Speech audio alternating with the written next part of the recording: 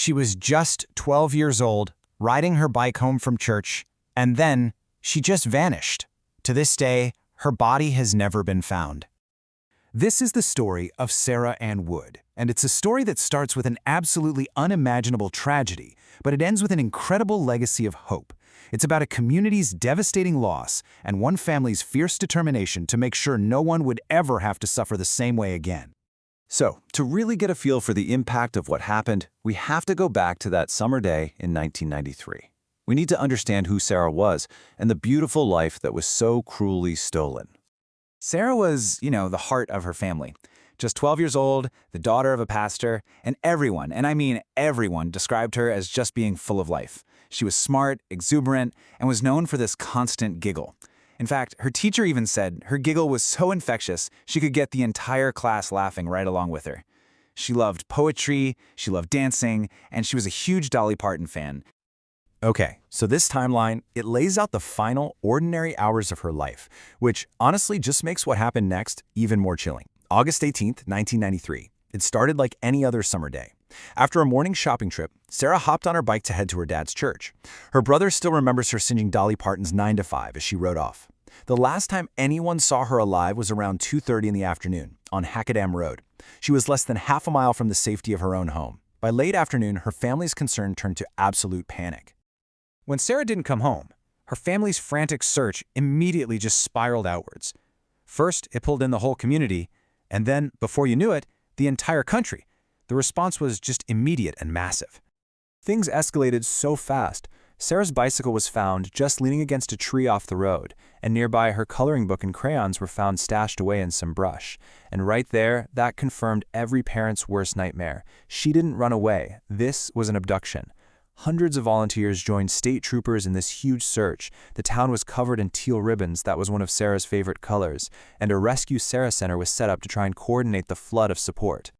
The public support was just incredible. The reward for her safe return quickly ballooned to over $150,000. It felt like everyone wanted to help bring Sara home.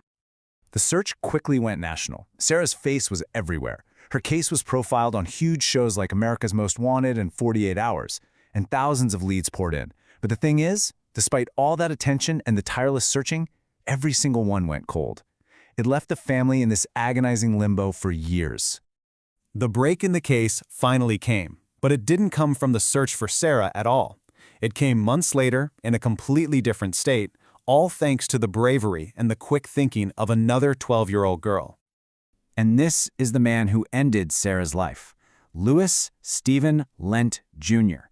He was a 45-year-old janitor who was arrested in Massachusetts after he tried to kidnap a girl named Rebecca Savarese at gunpoint.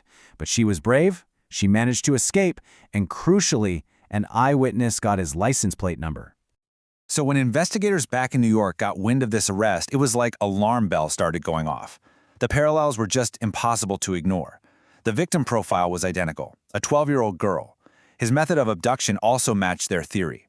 After months and months of dead ends, they finally had their first real suspect. And any tiny shred of doubt about the kind of man they were dealing with, it just evaporated when they searched his home. They discovered he was building a secret soundproof chamber designed specifically to hold and abuse children. He even admitted it was for quickies before he would murder them. They hadn't just found a suspect, they had found a monster. Once he was in custody, Lent didn't just confess to Sara's murder. He actually admitted to killing another child as well, a 12-year-old boy named James Bernardo. But his confession about Sara, well, that came with its own special kind of cruelty. He gave investigators this chillingly detailed account. He said he grabbed Sara at knife point, drove her deep into the Adirondack Mountains, and then assaulted and murdered her. He even agreed to draw them a map, claiming he'd buried her body in a shallow grave near Raquette Lake. And just imagine, for the first time in months, the Wood family had this tiny, fragile glimmer of hope that they could finally bring their daughter home for proper burial. And so, the entire state was holding its breath. The question was simple: where is she? Armed with Lent's map, investigators launched this massive new effort. And everyone was watching, just hoping this was finally the end of the nightmare. But it was another dead end. The search effort was enormous. For more than 2 weeks, over 100 state troopers, with search dogs and heavy machinery, combed the area that Lent described. And they found nothing. The hope that he had dangled in front of them, it was just another form of torture. Lent later admitted the map was a complete lie, but he refused to reveal Sara's real location, claiming another one of his victims was buried nearby and he didn't want them to be found. It was his final, cruel act of control. And even though he was convicted and sentenced for her murder, the Wood family still had no closure. But Lent would not get the last word. No way. At his sentencing, Sara's brother Dusty stood up and confronted him with this incredibly powerful statement, completely refusing to let the killer hold any power over their family spirit. It was a declaration that even without Sara's body, her memory and her soul belonged to them, not to him. And that powerful spirit, that's where this story turns. The Wood family, unable to bring their daughter home, decided to channel all of their grief into a mission that would go on to save thousands of other children, all in Sara's name. They took all that pain, all that grief, and poured it into founding the Sara Anne Wood Rescue Center.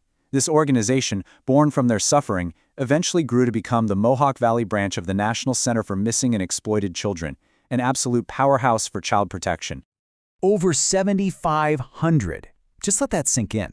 That's how many missing children have been recovered with the direct help of the NCMEC branch that Sara's family founded. This isn't just a number on a page. It represents thousands of families made whole again. And the impact was just profound. In the decade after Sara's disappearance, largely because of the increased awareness and safety education her case inspired, the annual reports of child abduction in New York State dropped by 30%. That's a tangible, life-saving legacy. And in maybe the most powerful transformation of all, the family took the most painful symbol of Sara's last day, her bicycle, and they turned it into a symbol of hope. The Ride for Missing Children, which was started by Sara's father and brother, is now this massive annual event that raises money and awareness to keep kids safe. The story of Sara Anne Wood is, without a doubt, a painful reminder of the darkness that exists in the world. But the story of her family and her community, it poses this powerful question to all of us. How do we turn tragedy into a legacy of hope?